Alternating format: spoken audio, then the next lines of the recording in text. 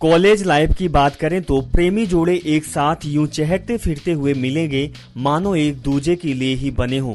उनकी आंखों में एक खास चमक होती है और चेहरे पर आनंद और उल्लास का उभार होता है।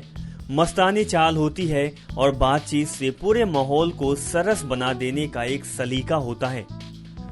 उलझते मचलते हुए उनका वह स्वच्छंद विचरण देखने पर लगता है कि यह सिलसिला कयामत तक जारी रहेगा। लेकिन इसके बाद क्या होता है, माँ बाप, समाज और संस्कृति को धत्ता बताते हुए ये लोग आपस में विवाह सूत्र में बंध जाते हैं।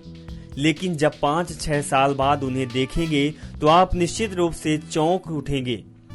हुलिया उनका इतना बदल चुका होगा कि आप पहचान नहीं पाएंगे। आप सोचेंगे कि क्या ये वही लोग थे जिनको हम 5 साल पहले देखे थे। अभी 4-5 साल पहले तो जोश के पुतले बनकर घूम रहे थे।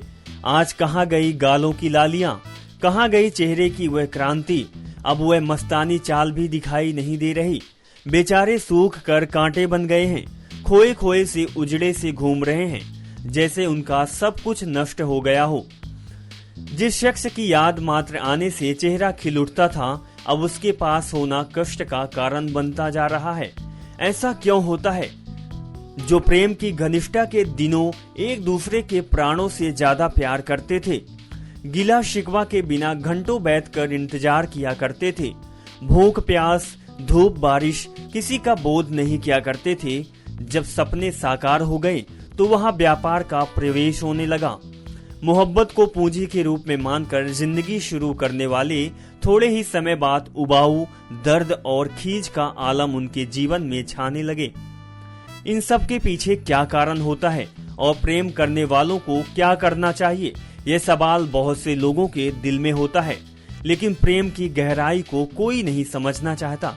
आपको सामाजिक स्तर पर एक साथी, एक हमसफर की जरूरत होती है, जो वह शारीरिक इच्छा की पूर्ति के लिए भी हो सकता है, या फिर मानसिक संतोष के लिए भी हो सकता है, या फिर आर्थिक सुविधा के लिए भी हो सकता है।